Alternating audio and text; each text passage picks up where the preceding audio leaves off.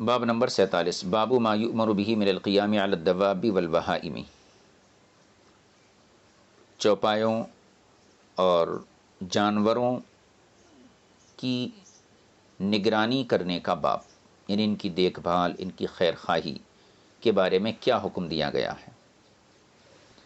حدیث نمبر 2548 حدثنا عبد اللہ بن محمد النفیلی حدثنا مسکین یعنی ابن بکیر حدثنا محمد بن مہاجر عن ربیعۃ بن یزید عن ابی کبشۃ السلوکی عن سہل بن الحنظلیہ قال مر رسول اللہ صلی اللہ علیہ وسلم ببعیر، حضور صلی اللہ علیہ وسلم کا گزر ایک اونٹ کے پاس سے ہوا، قد لحق ظہرہ ببطنہ، اگر ظہر کو فاعل بنائیں گے تو قد لحق ظہرہ ببطنہ، اس کی پیٹ سے لگی ہوئی تھی، کمر جو ہے گویا کہ انتہائی کمزور تھا، وہ کہتے پیٹ سے لگ گیا، یہ کمزوری کی طرف اشارہ ہوتا ہے۔ تو ایک ایسے اونٹ سے آپ کا گزر ہوا جس کا پیٹ سے لگا ہوا تھا، فقال، تو حضور نے فرمایا اتقوا اللہ فی ہذہ البہائم المعجمہ، ان بے زبان جانوروں کے بارے میں اللہ سے ڈرو۔ معجم اصل عجم سے بنا ہے، عجم کہتے ہیں گونگے کو، اہل عرب ساری دنیا کو گونگا کہتے تھے، جو قادر الکلام نہ ہو، بولنے اور اپنے ما فی الضمیر کو ادا کرنے پر قادر نہ ہو، اس کو عجمی بولتے ہیں۔ اسی سے یہ لفظ لیا گیا ہے جانوروں کے لیے، چونکہ انہیں بھی جو ہے بولنا نہیں آتا ہے۔ تو حضور نے فرمایا ان بے زبان چوپایوں کے بارے میں اللہ سے ڈرو۔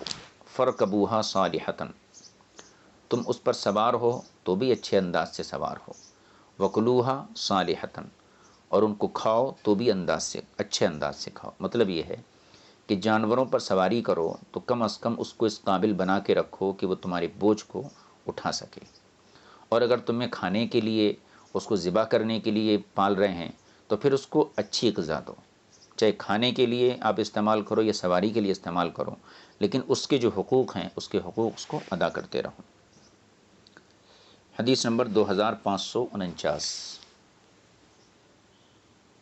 حدثنا موسیٰ بن اسماعیل حدثنا مہدی حدثنا ابن ابی یعقوب عن الحسن بن سعد مولا الحسن بن علی عن عبد اللہ بن جعفر قال اردفنی رسول اللہ صلی اللہ علیہ وسلم خلفہ ذات یوم۔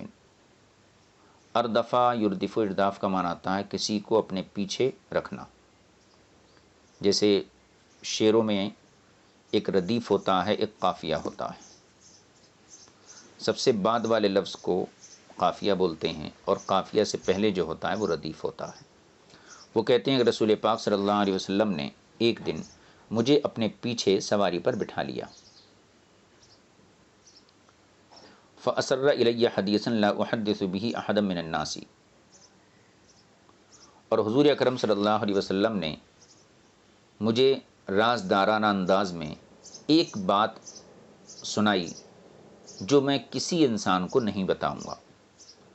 وَكَانَ أَحَبَّ مَا اسْتَتَرَ بِهِ رسول اللہ صلی اللہ علیہ وسلم لِحَاجَتِهِ هَدَفًا أَوْ حَائِشَ نَخْلٍ، اور رسول پاک صلی اللہ علیہ وسلم کو قضاء حاجت کے موقع پر چھپنے کے لیے جو مقامات پسندیدہ تھے وہ دو تھے، ایک ہدفن کوئی اونچا مقام، او حائش نخل یا کھجوروں کا جھنڈ، یعنی آپ قضاء حاجت کے لیے جب تشریف لے جاتے تو آپ ایسے مقامات کو پسند کرتے تھے جو یا تو لوگوں کی نگاہوں سے بلند ہو اور بلندی پر ہو کہ لوگوں کی نگاہیں نہ پہنچ سکیں، یا پھر کھجوروں کا جھنڈ ہو کہ جس کی آڑ میں آپ قضاء حاجت فرمائیں۔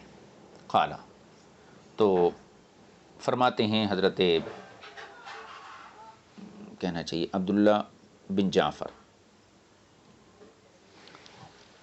قال فدخل حائطا لرجل من الانصار، ایک انصاری کے باغ میں آپ داخل ہوئے۔ عموماً یہ داخلہ غالباً حدیث کے مضمون سے یہ معلوم ہوتا ہے کہ یہ داخلہ آپ کا قضاء حاجت کے لیے تھا۔ فَإِذَا جَمَلٌ، تو آپ نے ایک اونٹ کو دیکھا، یعنی وہاں پر ایک اونٹ تھا۔ باغ کے اندر. فلما رأى النبی صلی اللہ علیہ وسلم حنا وذرفت عیناہ، جب اس اونٹ نے رسول پاک صلی اللہ علیہ وسلم کو دیکھا، حنا تو وہ رونے لگا، وذرفت عیناہ اور اس قدر رویا کہ اس کے آنکھوں سے آنسو بہنے لگے. فاتاہ النبی صلی اللہ علیہ وسلم، حضور اس کے قریب تشریف لائے. فمسح ظفراہ، اور آپ نے اس کی پیشانی پر، اس کی گردن پر اپنا ہاتھ پھیرا. فسکت، اور وہ خاموش ہو گیا. یعنی اونٹ نے جب آپ کو دیکھا تو وہ آپ کو دیکھتے ہی رونے لگا. اور یہ بالکل ایسی کیفیت تھی جیسے بچے کو اگر کوئی شخص ستایا ہو یا اس کو تکلیف پہنچایا ہو اور اچانک اس کا باپ یا اس کی ماں جس سے اس کا گہرا قلبی تعلق ہے وہ آ جائے، تو بچہ پہلے اپنے غم کا اظہار کرتا ہے آنسوؤں کے ذریعے، اس کے بعد شکایت کرتا ہے. یہی کیفیت اس اونٹ کی تھی. جب اونٹ نے دیکھا کہ حضور اکرم صلی اللہ علیہ وسلم تشریف لائے، حنا وذرفت عیناہ، تو وہ رونے لگا یہاں تک کہ اس کی آنکھیں جو ہیں آنسوؤں سے بہنے لگیں. فاتاہ النبی صلی اللہ علیہ وسلم فمسح ظفراہ فسکت، حضور صلی اللہ علیہ وسلم اس کے قریب تشریف لائے اور اس کی گردن پر ہاتھ پھیرا. اتنے میں وہ خاموش ہو گیا. جیسے روتے ہوئے بچے کو ماں اپنے سینے سے لگائے تو وہ خاموش ہو جاتا ہے. فقال، اس کے بعد آپ نے فرمایا، من رب ھذا الجمل، اس اونٹ کا مالک کون ہے؟ لمن ھذا الجمل، یعنی یہ اونٹ کس کا ہے؟ فجاء فتى من الانصار، تو ایک انصاری نوجوان سامنے آئے. فقال لی یا رسول اللہ، اور انہوں نے عرض کیا رسول اللہ یہ اونٹ میرا ہے. فقال، حضور نے فرمایا، افلا تتق اللہ فی هذه البہیمۃ التي ملکک اللہ ایاہا، کیا تم اس جانور کے بارے میں اللہ سے نہیں ڈرتے ہو جس کا اللہ نے تم کو مالک بنا دیا ہے؟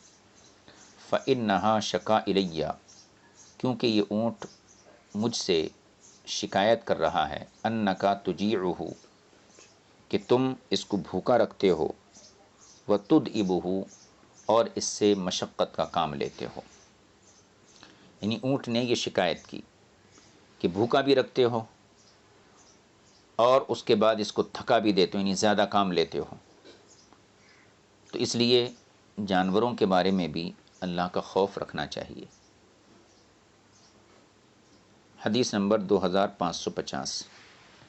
حدثنا عبد اللہ بن مسلمۃ القعنبی عن مالک عن سمی مولا ابی بکر عن ابی صالح السمان عن ابی ہریرہ ان رسول اللہ صلی اللہ علیہ وسلم قال، ابو ہریرہ سے مروی ہے کہ حضور اکرم صلی اللہ علیہ وسلم نے ارشاد فرمایا، قال فبینما رجل یمشی بطریق، یہ دراصل گزشتہ امتوں میں سے کسی کا واقعہ ہے جو حضور نے بیان فرمایا. بینما رجل یمشی بطریق، ایک شخص ایک راستہ چل رہا تھا، ایک راستے پہ گزر رہا تھا. فاشتد علیہ العطش، اس پر پیاس کا غلبہ ہو گیا، اس کو پیاس محسوس ہوئی. فوجد بیرا، اس نے ایک کنواں دیکھا. فنزل فیہا، اور اس میں اتر گیا. فشرب، پانی پیا. ثم خرج، پھر باہر نکل کے آ گیا.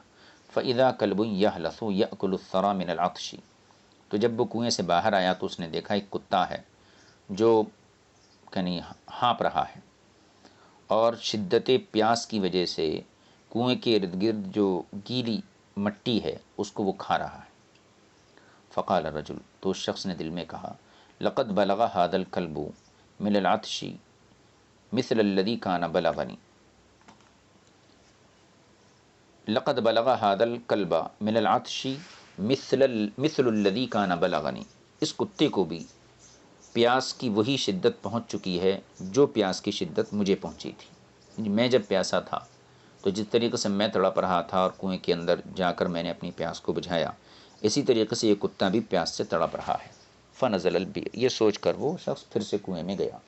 فملأ خفہ، اور اس نے اپنے موزے کو یعنی ساکس کو پانی سے بھرا. اب اس زمانے میں چونکہ چمڑے کے ساکس رہتے تھے، یہ آج کی قسم کے نہیں رہتے تھے. اس نے اپنے موزے کو جو ہے پانی بھرا. فملأ خفہ، اپنے موزے کو پانی سے بھرا. فامسکہ بفیہ، اور اپنے دانتوں سے پکڑ کے حتی رقیہ، یہاں تک کہ چڑھتا ہوا کنویں کے کنارے آ گیا. فسقى الکلب، اور کتے کو وہ پانی پلا دیا.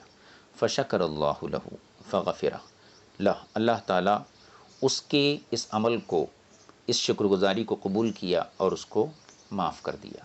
فقالوا، یہ واقعہ حضور نے سنایا. سن کر صحابہ نے پوچھا، یا رسول اللہ وَإِنَّ لَنَا فِي الْبَهَائِمِ لَأَجْرًا، یا رسول اللہ کیا چوپایوں اور جانوروں کے بارے میں بھی ہمارے لیے ثواب ہے؟ فقال، تو حضور نے فرمایا فی کلی ذاتی کبد رطبۃ اجر، ہر تر جگر والے کے اندر اجر ہے۔ اب جتنے بھی جانور زندہ ہوتے ہیں ان کا جگر تر ہوتا ہے، تو اس سے مطلب یہ ہر زندہ حیوان کے ساتھ حسن سلوک کرنے میں اجر ہے۔ اب اس حدیث پاک کو آپ غور کیجئے، کچھ مقام ایسے ہیں جہاں یہ بتایا گیا ہے کہ موذی جانوروں کو مار دیا جائے گا، اور یہاں پر جو ہے شکر جو ہے ان کے ساتھ حسن سلوک کا حکم دیا گیا ہے۔ تو مطلب یہی ہے کہ اس حدیث سے مراد یہ ہے کہ وہ چوپائے اور وہ حیوانات جو موذی اور مضر نہیں ہیں ان کے ساتھ جو ہے اچھے سلوک اور اچھے برتاؤ کا حکم دیا گیا ہے۔ باب نمبر 48، باب فی